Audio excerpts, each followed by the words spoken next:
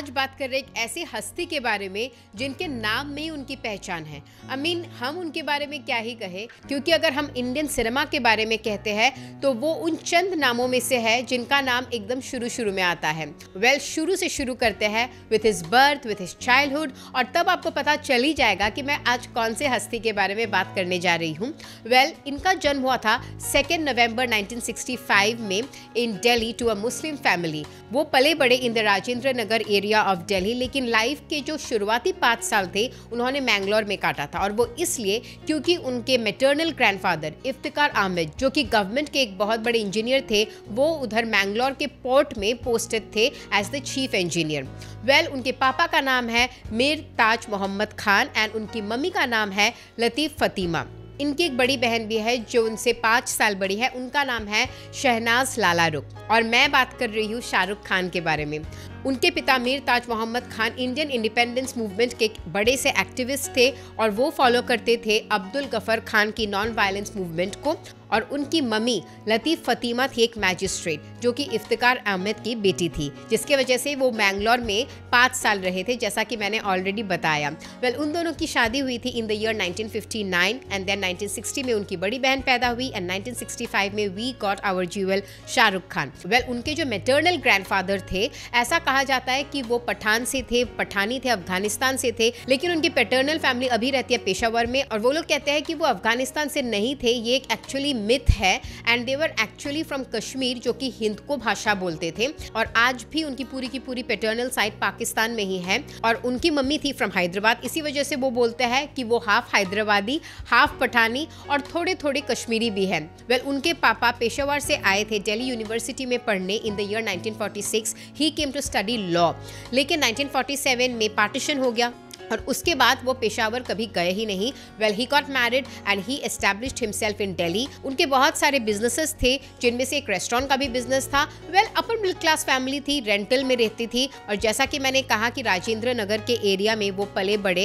And he studied at saint Columba's school, जो कि था एट सेंट्रल दिल्ली, और वो बहुत ही अच्छे थे अपनी पढ़ाई में भी और स्पोर्ट्स में भी। स्पोर्ट्स में वो बहुत ज़बरदस्त हॉकी और फुटबॉल खेलते थे, जिसके वजह से उनको स्वॉर्ड ऑफ ऑनर भी मिला था from his school and he wanted to pursue a career in sports. लेकिन फिर उनकी एक शोल्डर इंजरी हो गई शाहरुख खान की, जिसके वजह से वो स्पोर्ट्स छोड़ के थिएटर करने लगे। वो स्टेज परफॉर्मेंसेस करने लगे, जहां पे वो दिलीप कुमार साहब और अमिताभ बच्चन की मिमिक्री करते थे। उसके वजह से लोग उनको पहचानने लगे, जानने लगे, और उनकी बड़ी वाहवाही भी होती थी।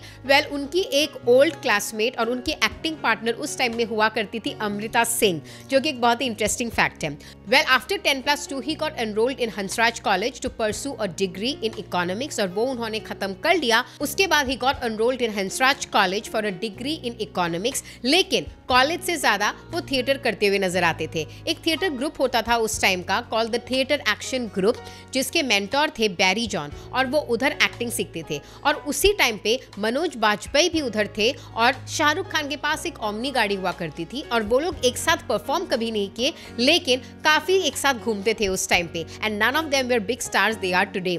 ये तो एक फन फैक्ट था।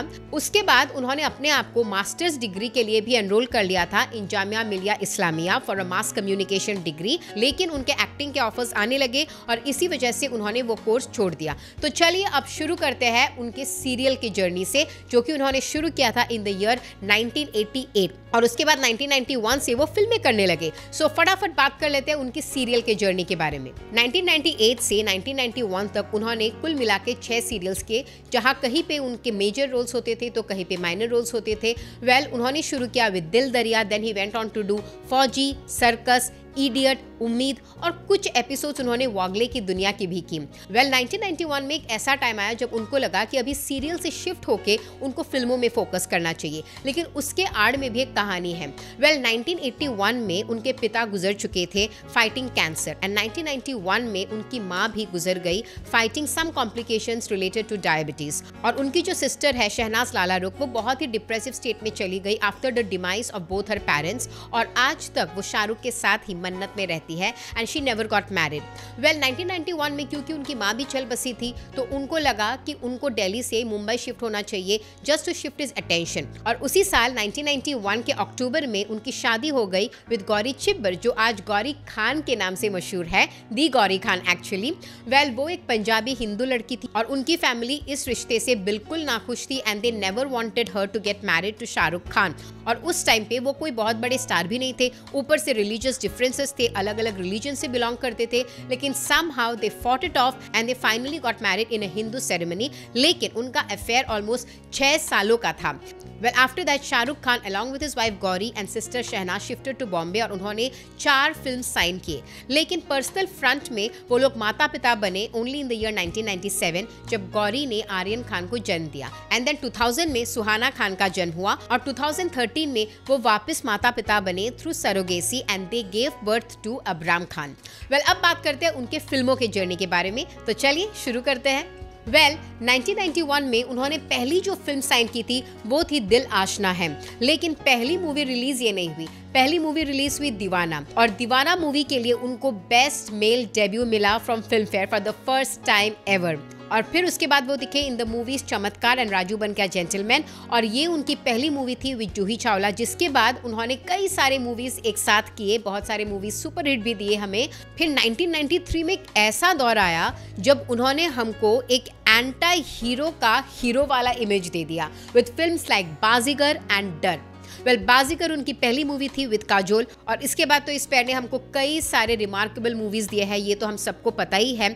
और बाजीगर के लिए for the first time he got the Filmfare best male actor award. और डर मूवी के लिए he was actually nominated as the best villain in Filmfare, लेकिन he lost to Paresh Rawal sir for the movie Sir. Well ये तो जो career choices उन्होंने लिए उस टाइम पे वो कोई नहीं लेता था, because he was getting like the main Leeds, और उधर ऐसे एंटी हीरो विलनस रोल्स करना, even though he was the leading hero. बहुत सारे उस टाइम के ए लिस्ट एक्टर्स को अप्रोच किया गया था, से फॉर एग्जाम्पल जैसे डर मूवी के लिए सलमान खान को भी अप्रोच किया गया था, लेकिन किसी ने हिम्मत नहीं की, क्योंकि उस टाइम पे ये ट्रेंड चलता ही नहीं था। अगर कोई हीरो है तो उसका रोल पॉजिटिव ही होना चाहिए, लेकिन क्योंकि शाहरुख खान नए थे, उनका कोई गॉडफादर नहीं था इस इंडस्ट्री में, सो उनको जो भी मिला, चाहे किसी का झूठा ही क्यों ना हो, उन्होंने उठा लिया। And the rest we know is history.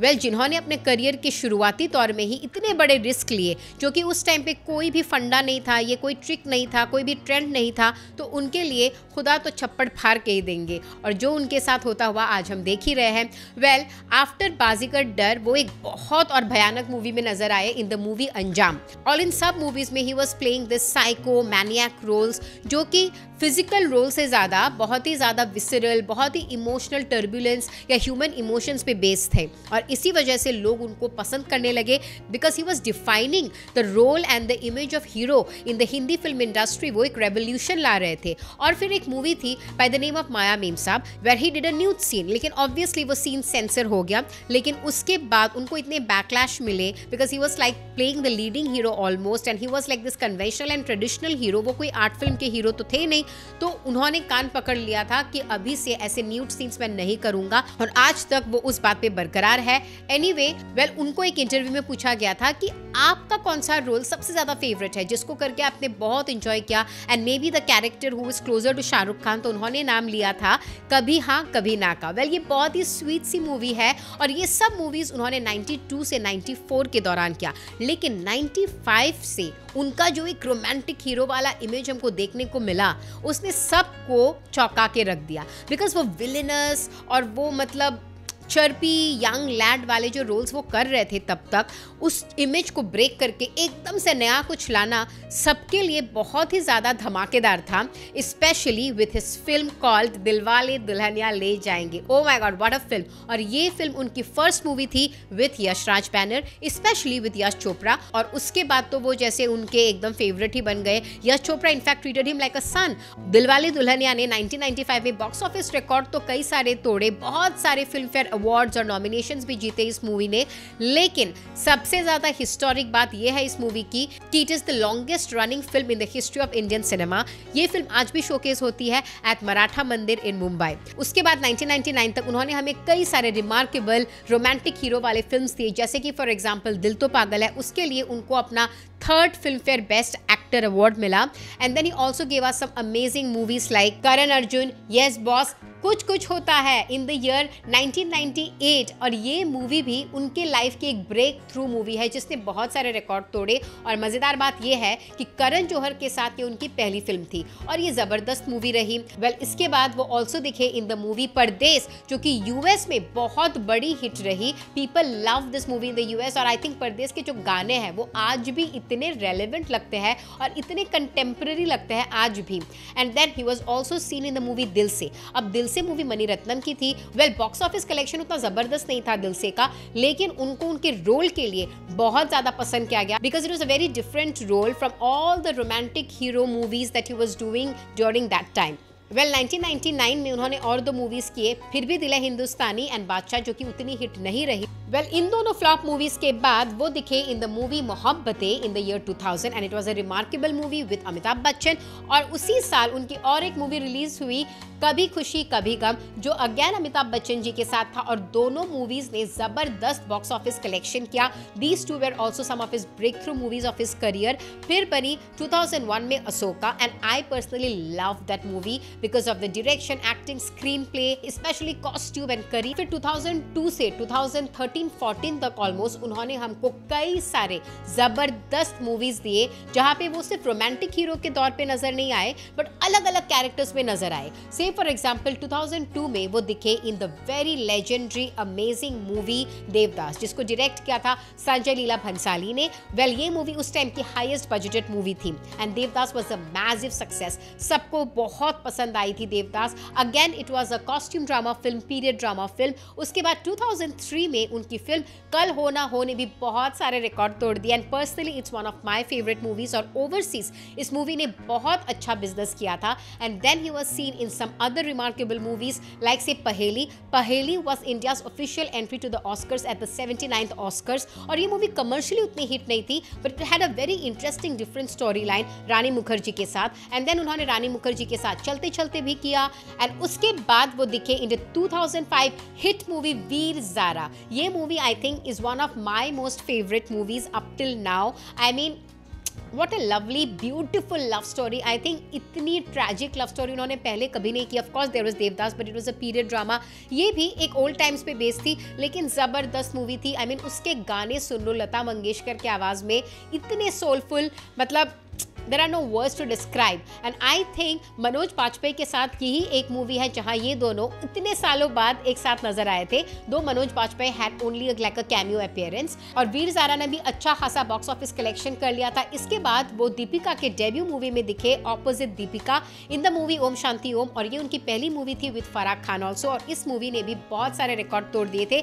And then he was seen in a very sweet love story again doing double role in 2008 movie Rab Ne Bana Jodi. And this was Anushka Sharma's debut movie. तो आप सोच लो इन्होंने कितने सारे actresses, I mean hit actresses के साथ उनके डेब्यू मूवीज में काम किया है। वेल ये मूवी भी बहुत ज्यादा हिट रही एंड आई थिंक पर्सनली मुझे रब ने बना दी जोड़ी बहुत पसंद है because of its simplicity and sweetness, also the sweetness of both the characters. And then he did movies like Swades. Well Swades movie के लिए उनको बेस्ट एक्टर मिला again from Filmfare. And Swades was the first movie जो shoot किया गया था at NASA at the Kennedy space centre in Florida.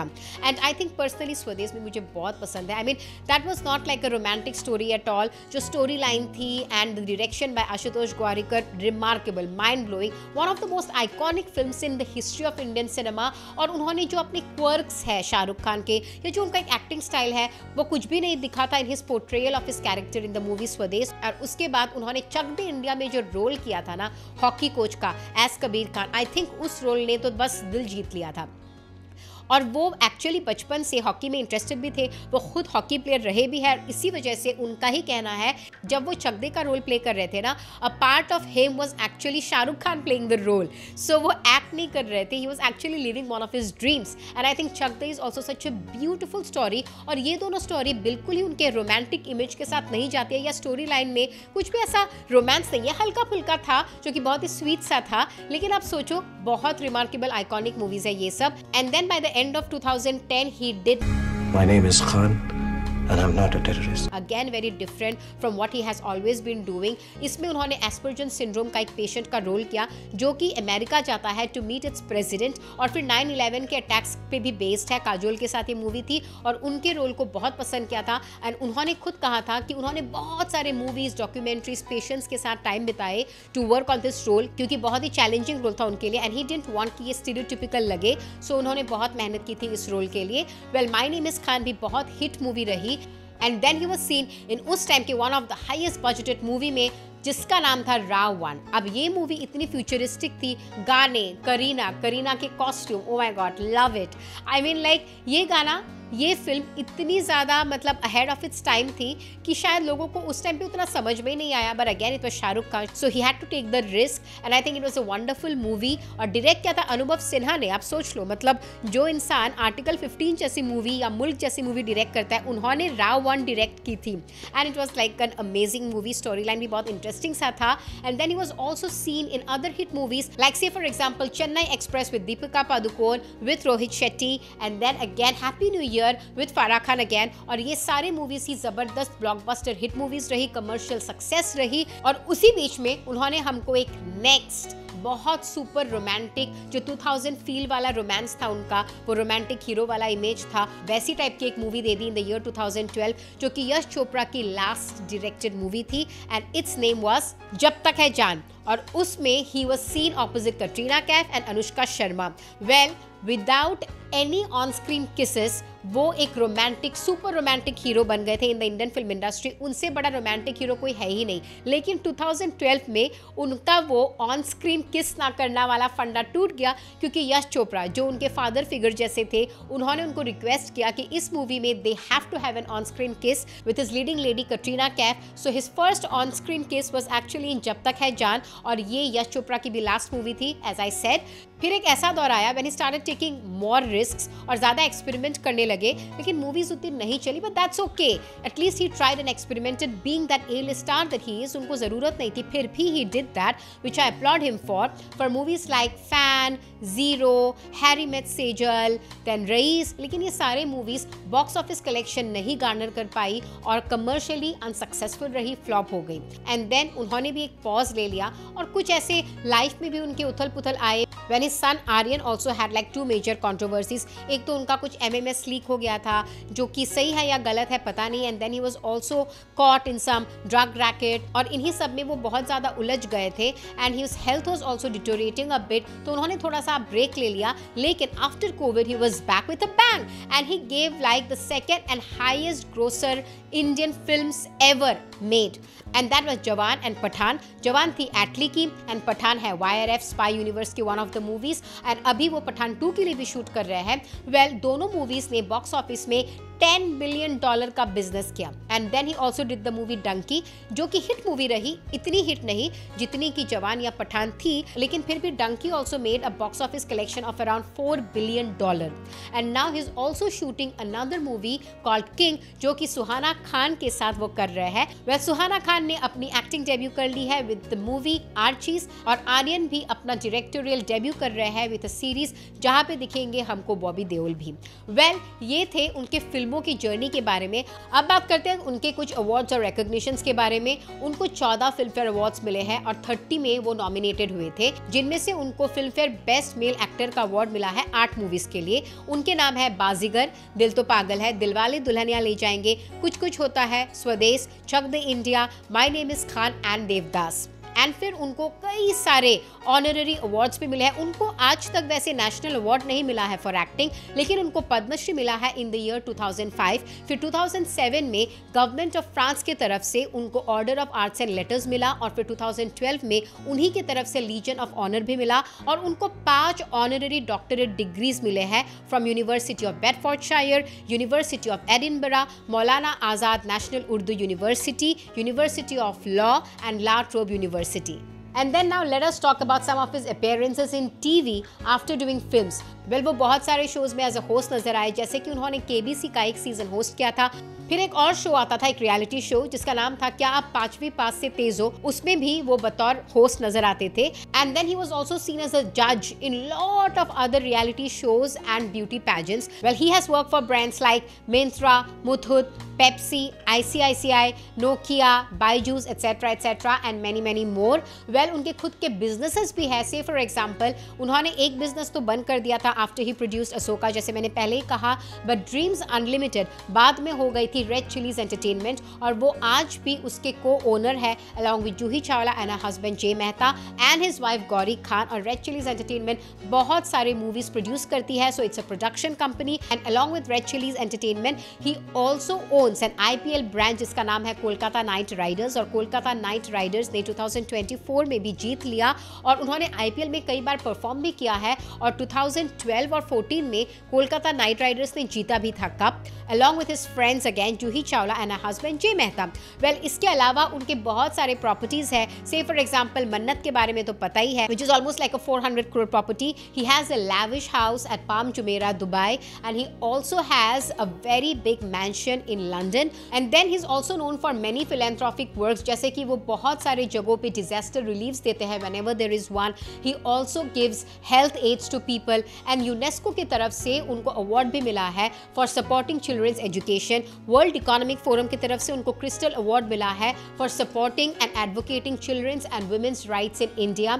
Well, उनका नाम बहुत सारे portals और organizations के influential people list में आता ही आता है। इनफैक्ट टाइम का जो 2023 का लिस्ट था 100 most influential people of the world, उसमें उनका नाम नंबर 1 पोजीशन में था। So you could imagine like the kind of influence he has on people. उनके बहुत सारे फैन फॉलोइंग है वर्ल्ड ओवर, और ऐसा नहीं है कि उनकी फैन फॉलोइंग सिर्फ इंडिया में ही है या इंडियंस तक ही है या NRIs तक ही है, मतलब he is known by so many people in fact. और एक ऑनलाइन पोल के हिसाब से तो टॉम क्रूज से ज़्यादा फेमस है शाहरुख खान, क्योंकि उनके नाम के बारे में या उनके बारे में ज़्यादा लोगों को पता है, specially in the non English speaking countries.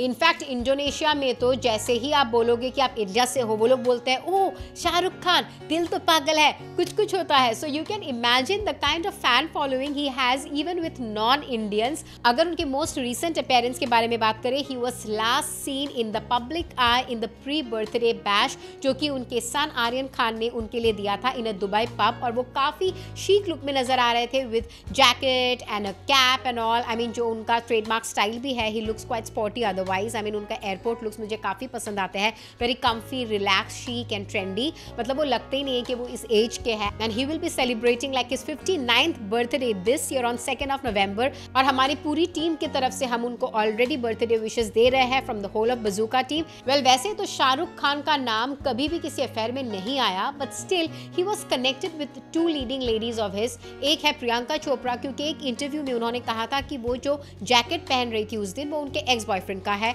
और जैसे ही उन्होंने वो स्टेटमेंट दिया तो लोग सर्च करने लग गए कि किसका हो सकता है, and they found Shahrukh wearing a similar jacket. अब इसके बारे में कोई सॉलिड कनेक्शन तो है नहीं, it might be a conjecture, और पता नहीं क्या, इट माइट बी रूमर या फिर रियलिटी भी हो सकती है, but whatever it is, but they were never seen doing a movie after Don and Don 2, जो कि बहुत ही हिट मूवीज रही उनकी, बट उसके बाद वो कभी साथ दिखे नहीं। एनीवे, जूही चावला के साथ भी उनका नाम काफी आता था, लेकिन उन्होंने ये तो साबित कर ही दिया है कि they are just good friends, क्योंकि इतने सारे बिजनेस वेंचर्स भी उनके एक साथ है। Obviously you not do that with any of your exes. Anyway, video को खत्म करते हैं उनके कुछ वेरी पॉपुलर कोट्स के साथ, जो मुझे पर्सनली बहुत ज्यादा पसंद है। एक तो ये है कि if you want to be rich, make sure you hustle और सब कुछ भूल जाओ, खाना पीना, आराम करना, रेस्ट करना। मतलब आपको अगर सुकून की जिंदगी चाहिए तो अलग बात है, लेकिन अगर आपको लाइफ में कुछ बनना है तो आपको हसल करना होगा और सब कुछ भूलना होगा। एंड ही क्लेम्स कि वो बहुत ज्यादा हार्ड वर्किंग है, और वो खुद यही क्लेम करते हैं कि इनफैक्ट इंडस्ट्री में शायद उनसे ज़्यादा हार्डवर्किंग और कोई नहीं है। आप सोच लो कि वो इंसान अपने आप की भी कितनी रिस्पेक्ट करता है, along with being so chivalrous and respecting his female co-actors and all his females in his life so much। In fact कुछ सालों पहले उन्होंने ये ट्रेंड भी स्टार्ट कर दिया था कि उनका जो फिल्मों में क्रेडिट आएगा वो उनके फीमेल लीड एक्टर्स के बाद आएगा, which is a great thing and a very chivalrous act, I must say. और सेकेंड कोड उनका जो मुझे बहुत कनेक्ट करता है वो ये है कि बहुत लोग ऐसा बोलते हैं कि money doesn't matter, but bro make sure कि before saying that you have enough money, which I think is so true, before getting swayed away in philosophy, make sure you are that filthy rich and then give this kind of statements. Anyway, ये थी about this great extravagant lavish life of Shah Rukh Khan, who is the most self-made actor, one of the best humans, one of the best fathers as claimed by his children's friend, especially Ananya Pandey ने ये statement recently ही दिया था. And then he's the best in everything, like and he's also like the richest actor in India. He pays the highest tax in India. So आप सोच सकते हो इतनी grand life उन्होंने बना दी from that छोटू सा colony of Rajendra Nagar. What an iconic life it is. What a great persona and what a great inspiration he is to all of us. ये थी द शाहरुख खान के बारे में. Now we'll meet you again in another video with another iconic celebrity and their biopic. Till then, stay tuned to Bazooka Reviews. This is me, Ishita, signing off.